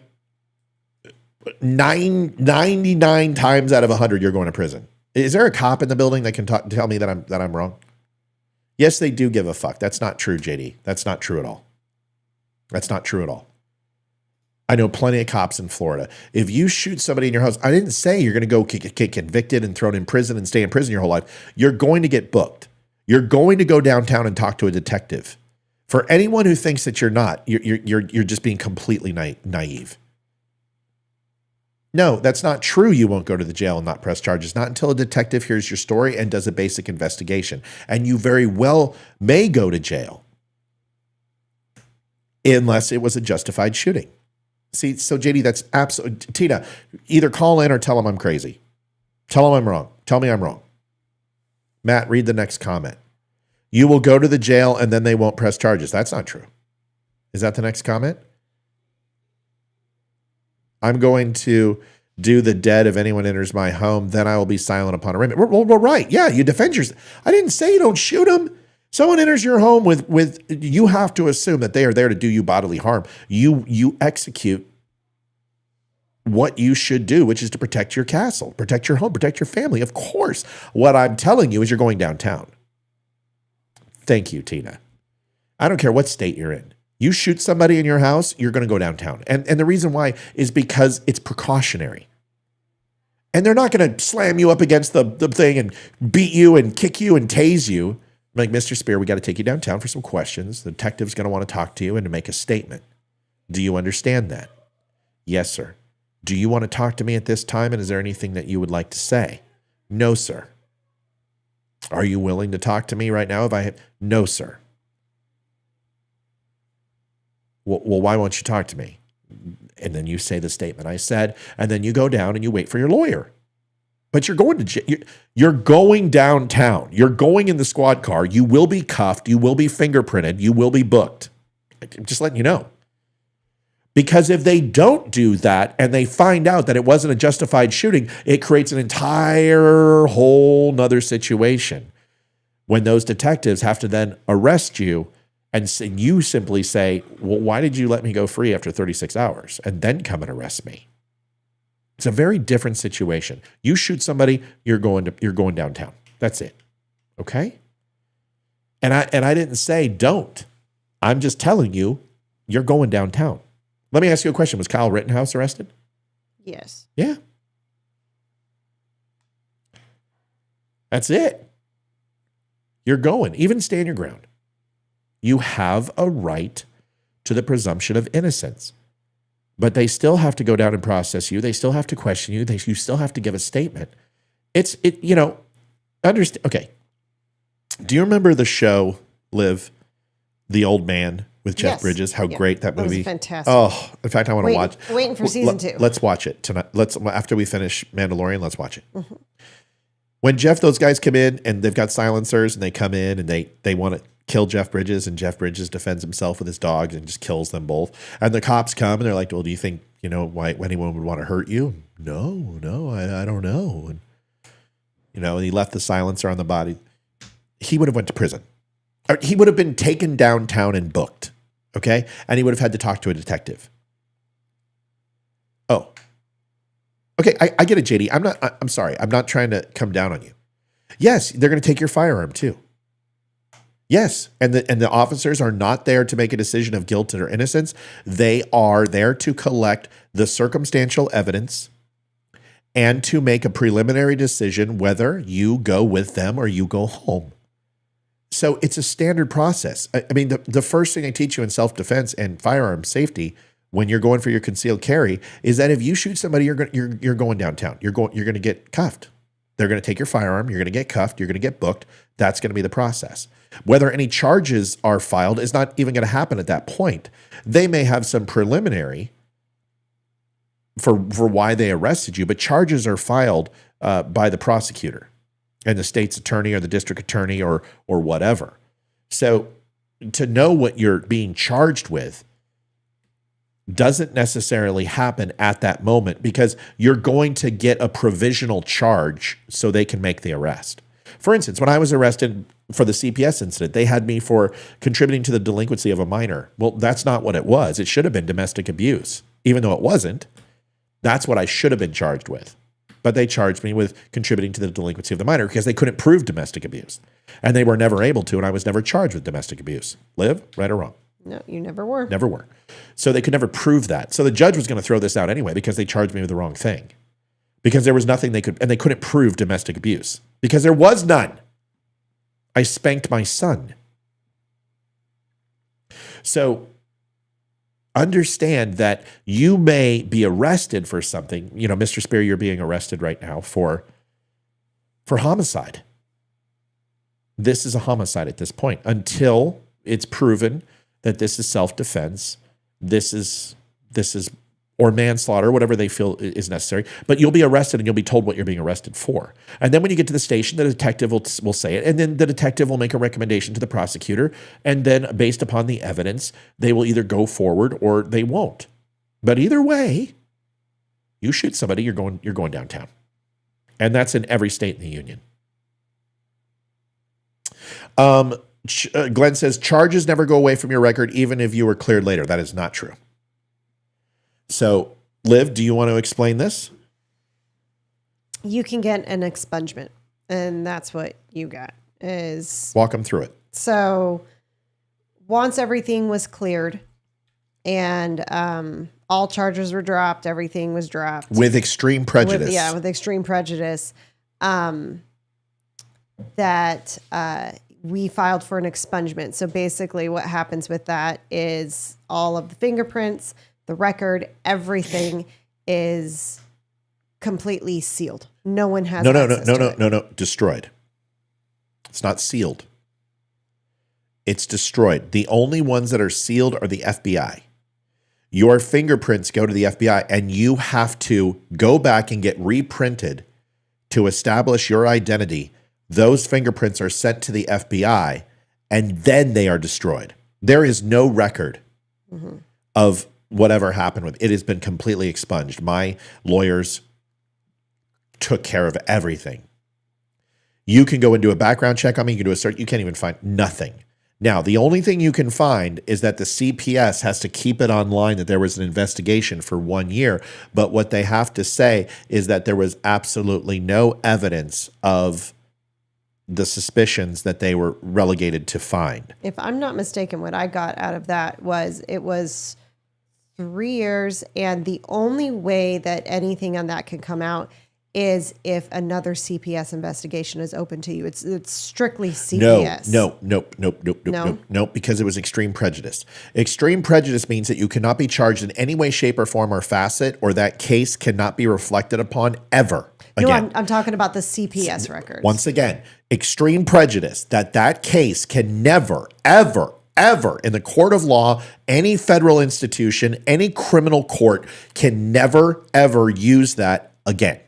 They can't look it up. They can't reference it. They can't see it. It can't be talked about. It's inadmissible in court. It is non-existent. It is gone. CPS cannot do that, even if it's reopened. By the way, it wasn't 3 years. It was 1 year. And that was what they were looking at was if anyone looks in me as a background check for teacher or volunteering at a softball game or, you know, being a security guard at the school, that they would see that I would have that file. That was what I was going to the hearing for. Mm-hmm. And they fired everybody in that office, all 3 people involved in the case, and they completely said, Mr. Spear, we're no longer moving forward, and we are completely exonerating you of the investigation, and you don't have to go to this hearing. And I was in my suit. We were ready to drive to the courthouse, and CPS fired everybody who was involved in what they did with me because of the haphazard and complete bullshit that they did. So just to make sure everyone understands that if you have a CPS case open against you, it stays open for 3 years. That's in the Virginia. I don't know. California, I think it's longer. I think it's 7 years. And that can be held against you in your employment and everything else. I had one of the highest military clearances that you can get in the military. It's a $1.5 million clearance in the civilian sector. It's a lot of money. And you damn skippy that I never had anything on my record, and I wasn't going to allow it because I was wrongfully accused of something that never happened. Ever.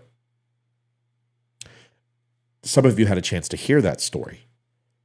But there's people all the time who go, hey, I'm innocent of something. You're like, yeah, right. Lawyer fucked me. Maybe one of these days we'll do it and go through everything so you guys can hear it again. But charges do go away if you get an expungement.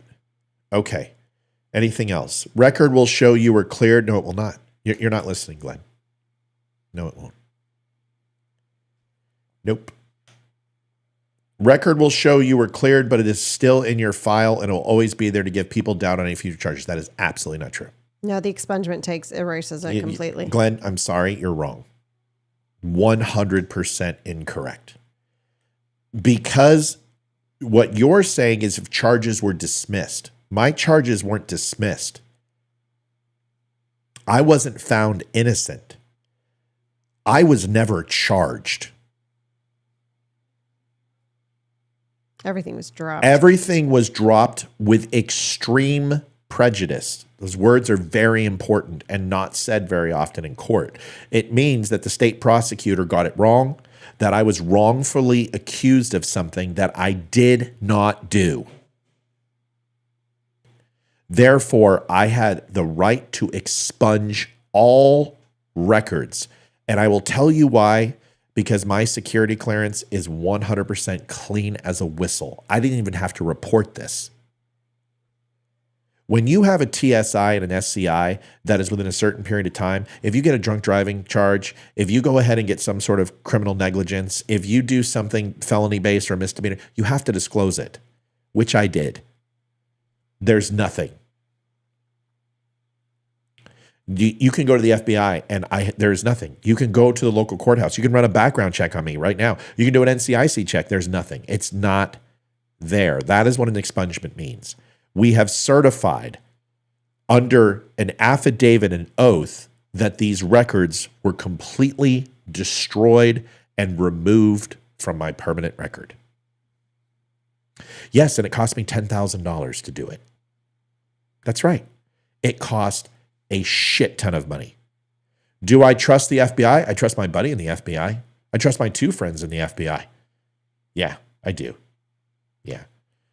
Because one of them saved my life. So yeah, I trust him. It's a good question, Steve. Yeah, I do. Do I trust the FBI as a whole? I don't trust anyone. I only trust people who I trust. And I trust my two friends in the FBI. Yep. I also trust my lawyer, who is a Marine and a badass. And he did the work for me. And we have the letters.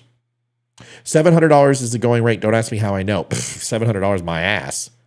How much did it cost us for the expungement? $3,200? Because they expunged CPS and went through FBI records and everything. It was $3,200. That was the down for that was the whole criminal case right there. That was $3,200. And then everything else, if I'm not mistaken, the actual expungement was $832. Nope. The filing was $832. Okay, the follow-up, the resending of records, the actual letters, and the process. No, but it was well over $2,500 for the expungement. The expungement was a shit ton because we still have money we owe our lawyer, and we already paid that. No, it's more than that. Expungement is not cheap. It's not cheap. All right. Renee says, praise God, Matt and Olivia. Thanks. Some states don't have that law. I could be wrong. Question, you get to keep all the security clearance, Matt? No. I can't go into a whole bunch of detail, but my TS and SCI is completely gone. I would have to reapply for a TSSCI in any facet, whether it's for a contractor or the U.S. government. I would have to go through a full SSBI and a multifaceted investigation. But I still have some access to information to stay of situations in case of an active involvement that would be necessary, if that makes sense. Caller, where are you from? Canada. Okay, Canada. What's going on there, Mill? Because I don't know your lot, like whatever, with my questions, and also my now distrust of any law enforcement, both sides of the board. Did your lawyers or whatever guarantee you that all of these files, fingerprint, were actually destroyed? Like, so, I'll tell you.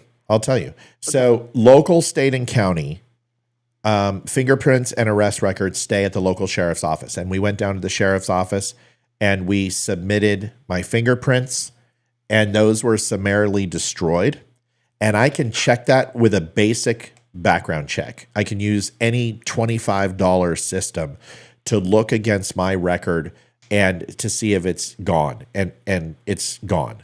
But we also have a signed affidavit by the state that states that there is no criminal record of any sort or any charges or any investigation is completely erased from my record. The one that is the hardest one to do is with the FBI. And that takes six months. You have to go in and you have to provide your fingerprints in front. You have to sign a notary. They have to verify it's you. They send it into the FBI.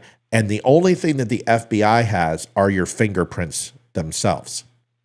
And that database goes into the national database and Interpol. And that takes 6 months to go ahead and eradicate those. And you get a notification from the Federal Bureau of Investigation that those records and those prints have been destroyed. Now, did they keep a copy? Maybe. I don't care. I was in the U.S. I don't care. I was in the U.S. military. My fingerprints are on file. I got mine are too, but right. Yeah. They've got my fingerprints, so I don't care. But the point is that you can do a search right now for my name, Matthew Spear. Anyone can go do it. You will see nothing. There's nothing. It is completely expunged from my record, and it's very much different than a dismissal. You could go and do a background check and find that I was arrested, the time, there was a court date, and charges were dropped. That is very different than dismissed with extreme prejudice because I was never officially charged. Because they did not charge me with a crime that I even committed, and there was no evidence to prove that I did, and everything was circumstantial based upon a 10-year-old and a 7-year-old's statements being fueled by my sister-in-law and brother-in-law. Oh no, so, I totally understand. I'm just, and I don't want to be that with the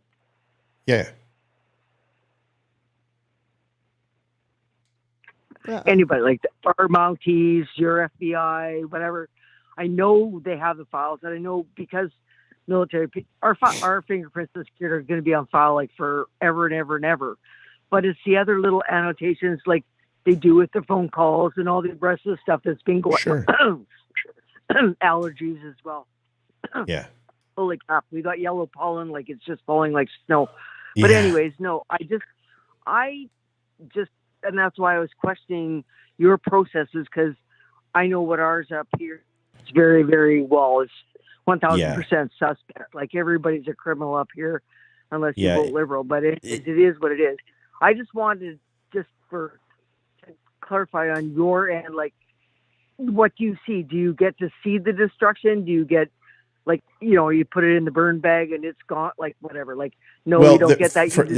They're digitally, there is no file. They're digital. With the FBI, they are simply in a database assigned to your social security number, your last known address, and your first name. Yeah. So those are digital. Those are digitally erased, and you receive an affidavit from the officer, the FBI officer. It's on file with the state and with my attorney and with myself that those records were erased, that no longer in the system, no longer for Interpol or NCIC. Now, very well, they could have held on to them if they're lying, but at that point, I don't care. I really don't, because if I apply for a job and I get turned down for the job and I find out it's because of this, I can sue the FBI, I can sue the state, I can sue the police department. That is 100% in the affidavit. Liv, you remember when he said that? Mm-hmm. So I can sue the FBI, the State Department, and the Sheriff's Office if I am turned down for a job because of this, because they failed to do their job. And not only can I sue them, it's millions of dollars. That's cool. It's fucking millions. Like, I talked to my lawyer and he's like, you kind of almost hope that they do turn you down for a job, because the lawsuit that I would put against the state and the city and the sheriff's office and the FBI, you're going to be a multimillionaire. And it's not even going to take more than 6 or 7 months to get those millions. It will absolutely be, we need a sworn testimony from the employer that you were turned down based upon this, which they have to do legally according to HR, because I will subpoena their records, and then I will file suit and it will be paid out in the next 6 months. That's how fucking serious it is if I get turned down for a job or something is used against me with negative recourse because of this. No, that's cool. Like, I'm not understanding your system. I'm hoping that there is, as you well know, as I do, everybody keeps records. Like, they're there, there's shadow files everywhere. So I'm just like, so what are the repercussions? So if you apply for, like, your Nexus or whatever, and all of a sudden it comes up and he goes, oh, I'm denied. Well, why am I denied? And then all of a sudden this weird little shit shows up. So as long as you have those papers and whatever, and you don't lose them, and you lock them up in your fireproof safe, whatever, for posterity, as you're gonna, it's good to me. It's gonna rear its ugly head, because I've seen it in the past with a few people up here, and it's like, well, no, it was supposed to have been all taken care of. Like, but no. Mel, let me reassure you. You know who my friends are. Yep. Okay. So let's assume that I've checked with every single. Let's assume that I've checked with every single intelligence agency, including DIS, FBI, and Sheriff's Department. So I'm not naive. I understand what happens if you go to trial and charges are dismissed. We never even got to trial. We didn't even get to preliminary hearing. It got put on the docket, and then it was postponed, and then it was dismissed after Christmas. It was completely dismissed with extreme prejudice. It is a very different thing than I was found innocent, or no, I didn't even get to a preliminary trial. There wasn't enough evidence of anything. The judge laughed, for God's sake. You see what I'm saying? So I understand where you're coming from. I'm just not that skeptical. I've done my due diligence. I've talked to friends who would know, and as of right now, there is nothing. No, I wasn't disputing the fact that you haven't done your due diligence. It's jokey public out there when they say, like, oh, yeah, it's this storage or whatever, and I'm like, I got a real weird feeling about that, because knowing how the world is going in the last few years, it's like, I just don't know if they've done that. And if it's not in a burn bag in front of me, like these days, I'm getting very, and I can say that I'm getting paranoid kind of crap, because, who knows? Scotland Yard's going to come and visit your house. No. Yeah, I don't think they're going to. So when you fire the superintendent, the acting supervisor, and the lead investigator at CPS because they stole my fucking kids from school because I said I'm willing to help and I want to be a part of this interview, but I need to have my lawyer involved. Can you please contact my lawyer? And then they go and steal my kids from me. Oh yeah, dude, you just don't. Yeah. Also in the hang on. All right, so real quick, Mel, I got to go. We got to close it up. We got one more topic to do. I love you. Also, love you. A little bit of clarification, but thank you so much, and you guys. We love you. We love you, Mel. Talk to you soon, buddy. So if you want to, JD, if you want to call in, you can. It's right there. It says thanks for watching. Call in. You can do the video if you want. That's right here. We had a couple of questions. All right, spit them out. Let's go. Why were we responsible for all of the money when it was their fault? Because that's the way the United States government works.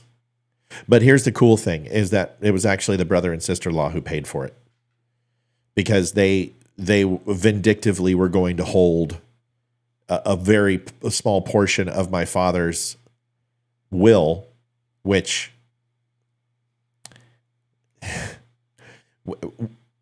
we got a fraction of, which I didn't want. And I wanted nothing. I got my dad's M1, which is over my shoulder. And I got a painting of my mother when I can remember her from better times. I didn't want any money. I don't want anything. I didn't want anything from his will. And I told them both that. But the moment that they went ahead and tried to take my kids from me and got me thrown into jail and cost me $10,000 in lawyer's fee, when they finally tried to earn our good graces and get back into the kid's life, they offered to send me that money, and I took it, and I paid the lawyer off, and then I excommunicated them from my life. So there's your answer. Next. What's the difference with having to have your prints done for a job versus them having on file for a crime? Yeah. So when you do prints, it goes through state, NCIC, and it depends on the level of the background investigation. Most background investigations jobs don't ask for prints. They get your social security, they get your places of residence, your previous jobs, and that's usually enough to get a basic understanding. And then that background check is usually not done by a third party. It's done by human resources. And they use current software programs to check your history. They can find your addresses, where you've worked. They can find charges, tickets, if you have any outstanding credit card debt. All this shit's available online. And you pay a fee per person. It's like $25. You can find out all this stuff. This is how I find my stalkers. It's either, and if I can't find you out of there, I make a phone call and then I find you. So, but when it's a job that's requiring to check NCIC, local criminal databases, but is also going to check national databases, and sometimes check Interpol. If you have an international company like with NBC Comcast, they own several overseas networks. I had to get an international background check done on me for Comcast. So fingerprints, everything, birth certificate, social security, and they had to do a full background on me. They will check Interpol. They'll check National Crimes Database. They'll check local and state database. And that's usually it. Now, if you're talking about a government entity, like a single scope background investigation or top secret clearance, or even a secret or, an interim clearance, the investigation is ridiculous. Like, I'm not kidding. My investigation took 9 months. They talked to my kindergarten teacher, for fuck's sakes. They talked to Good Times Hamburger in Colorado, where I worked for 2 weeks, because on an application at SofaMart, I said I took a Coke, which is why I was let go from Good Times, took a Pepsi without paying for it, because I on my break, you got to drink, then you got to sit down and have a hamburger. And they paid for your meal, but they didn't pay for soda. They paid for your hamburger, and they paid for your fries. And I didn't pay for my soda, and I didn't think. So they fired me. One thing. So when I was at SofaMart, they said, have you ever been fired for a job? Of course, I'm stupid. I'm a kid. And I'm like, yeah, I got fired from Good Times, my previous job, because of a soda. Well, they found that application, and they asked me about it. They knew I smoked pot with my brother at 13 years old at a Def Leppard concert. Didn't they do a background check on me when I moved in with you? Well, yeah, because I still was compartmentalized. I was still working for the government. So, which I had no idea until you told me much later. They did a full background check on Olivia because they have to. You have to report contacts in your life. When you still are working for the government and you're working in intelligence, there are certain things you have to do and you can't do, and it's price of admission. But anyway, that's it. When you have your background check done with fingerprints and everything else, with the government, they do an extensive background check. They talk to roommates of mine. They talk to ex-girlfriends of mine. They talk to my parents. They talk to my teachers in high school. They did everything. JD, it's totally cool, dude. I didn't misunderstand you. I'm not upset. I'm not frustrated. love you, dude. Love you guys. Love everybody. I'm not. You don't need to qualify. It's okay, you guys. I do rapid fire, so sometimes I just go off and answer as many questions as I can. Matt, they fired you over the cheapest part of the meal, literally a penny. Yeah. Soda. Got fired for soda. Pepsi. I don't think she liked me very much. She was uppity. Here you have 10 years of your life for your security clearance. Oh, my security clearance was 30 years.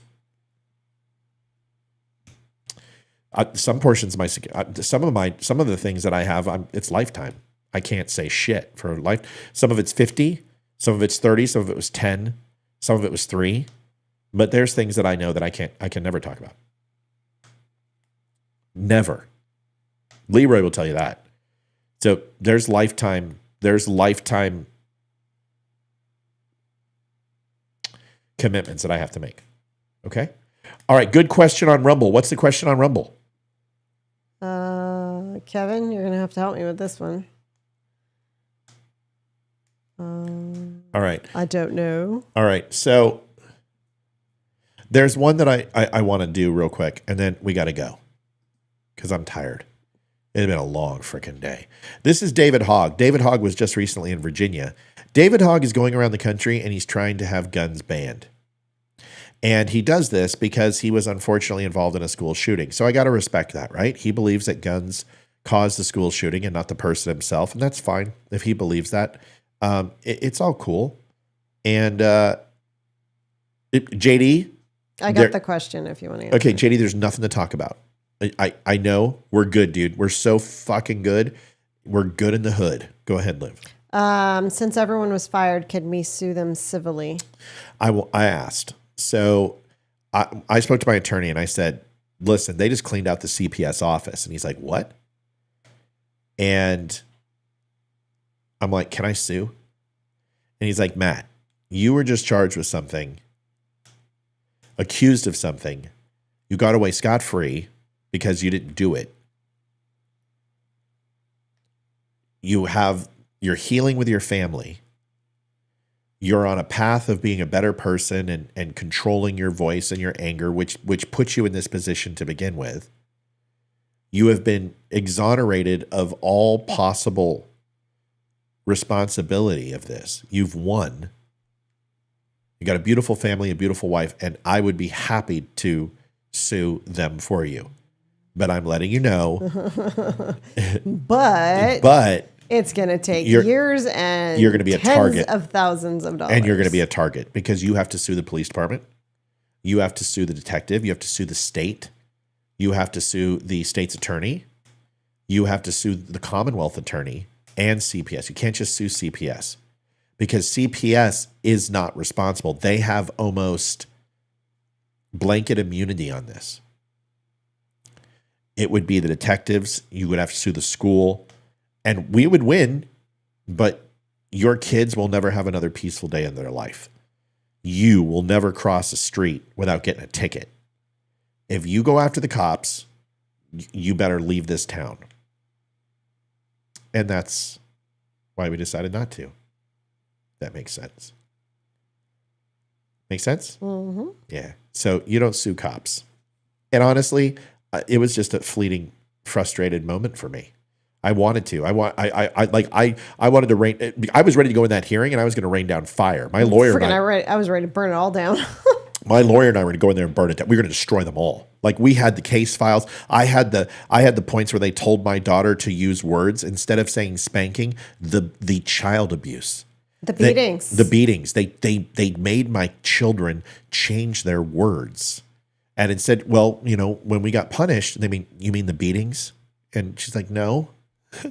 She goes, we got a spanking, or we didn't get to have dessert, or we couldn't play with our phones for 3 days. It was punishment. Like, you mean the child abuse? No, the punishment. It's crazy. Mm-hmm. Also, in the state of Virginia, if kids are going to get taken away, CPS has to contact the parents to ask if there is other family or somebody else, friends or family, they can take them in. Because foster care is the last resort, and they didn't do that. No, I also wasn't charged with anything and legally they couldn't take them away from me, and they did. Dude, I spanked my children. On one hand, I can count how many times. And I can tell you how many times I did it with a hand. And I can tell you how many times I did it with a spoon. And I can tell you how many times I did it with a belt. And I can tell you that I own the verbal because I am a big dude and I yell. Not so much anymore, but I certainly did then. And COVID was happening, and Olivia will tell you I was a bear to deal with. And she was too. I was not. None of us were. No, all of us people. were bad. All of us were in a bad spot. Kids were rebelling. Kids were stealing. Kids were. We didn't want to move here in the first place. Yeah, but okay, let's not get into that because we don't have time. But the point is that it wasn't good. But you take responsibility as a father and you move on. And listen, that's why I cried at my daughter's play, because she came up and gave me like a 5-minute hug afterwards. And I was in tears because I just reflected back on 2 years ago where we were, and it's nowhere where we are now. And Hayden was my best friend.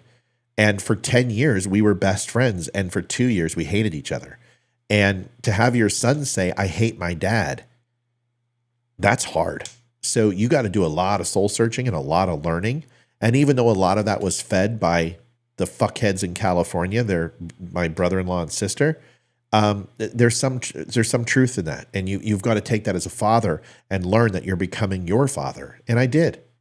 And I've amended that relationship and healed that relationship. And I'm proud of myself for it. And with my wife's love and my children's love, we're a stronger family for it. But I'm not going to sit here and say that we don't go through problems. Everybody does. But that I'm an abuser of my children, yeah, fuck you. You better come loaded and locked, and you better ready to fight a war. And I remember the detective, do you want a lawyer? Why the fuck would I need a lawyer? I'll answer anything you got. What do you want to know? So, yep, you guys, it's okay, Sherry. It needed to happen. All right, folks, listen. The one thing we have not done is you can donate to thedumshow.com. We haven't said this. We haven't said it once, and I forgot. I've linked it a few times. You can go to linktapgo.com/thedumbshow or thedumbshow.com and donate. We also have thedumbclub.com, which is our group. We're getting it built up. I'm adding people. We're getting all the membership stuff set up. Everybody's getting it done. We're going to have upgrades there. So if you got the silver club but you want the gold club, that's going to be easily fixed. You can cancel your subscription there, everything else. But we're going to start really making this content. Olivia and I are going to come on once a month on the weekend. We're going to bring all the hosts together for Spreely. You know, you're going to have Izzo, Patriot Barbie, everybody on there where we can all talk together and you can spend some time. We've got a quarterly gift box, which is going to be something else. We're really excited about that. But please help us out, folks. This is all paid for by you. This is like PBS. We do this as a job. It's not cheap. And all we ask that if you've taken care of your loved ones, your wife, your husband, your kids, you got the rent paid and everything's good. You got your groceries paid for this week. You've donated to your local veteran cause and 501c3. You've done all those things and you go, well, should I get an extra couple coffees this month or should I not? Well, you got to ask that question. And we would hope that if you can, you would consider donating to our show because this keeps it going and keeps it free. And without you, we couldn't do that. Everything that you guys do is amazing. So if you could go to linktapgo.com/thedumbshow, we would believe it. I don't believe your father was bad. I spanked mine many times and they're productive members of society and they do not hate me. Just saying. Todd, yeah, you didn't know my dad, brother.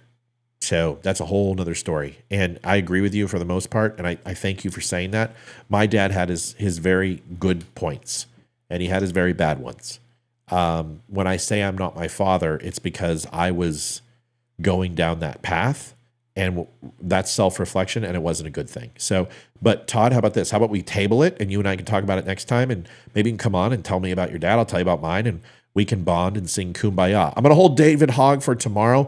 I may have a morning show tomorrow, so I think I will. It's 9 o'clock. We're getting off at a good time. So either way, we will have news. We'll have a recorded show or a morning show. And then I'm back tomorrow night. Olivia is off, and we'll see you guys then. Thank you. Liv, do you want to sign off? Say bye-bye?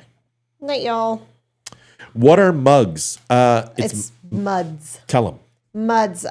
They're the mods of the show on all our social media. Help us watch comments and stuff like that. And it's dumb backwards. It's dumb backwards. So we call ourselves the muds. So the dumbs are the don't unfriend me's, the dummies. And I'm Queen Mud. I'm in charge of the muds. Yeah, she's Queen Mud. I'm HMFDIC, the head mother dummy in charge.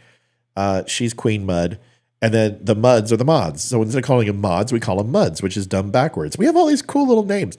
Folks, thank you for your support. Thank you for all you do. We'll catch you guys tomorrow. Do me a favor also, you can go and pick up the 1776 USA shirt, the Don't Unfriend Me hat, Olivia's Leave Our Kids Alone. We have a great store. Our store is awesome. It has got some amazing clothes in it, not cheap shit. High quality graphics, great looking stuff. Stop on by the DUM Show. We give 15 or 10% to all veterans through the Travis Manion Foundation annually. And then also, if you want to save 10%, type in DUM10. Thanks for giving back. Thanks for taking care of us. We love you. We appreciate you. Like before you leave. Like before you leave. Good night. Night, y'all. See ya. Maybe. Yep. Adjusting transmitter output. This is the Don't Unfriend Me Show with your hosts, Matt, Leroy, Amy, Olivia, and Mike. Geopolitics, military analysis, and election coverage. Coming to you live on the Spreely.tv network and all major social media channels at The DUM Show. Honest, direct, unfiltered. We can agree, we can disagree. Just don't unfriend me.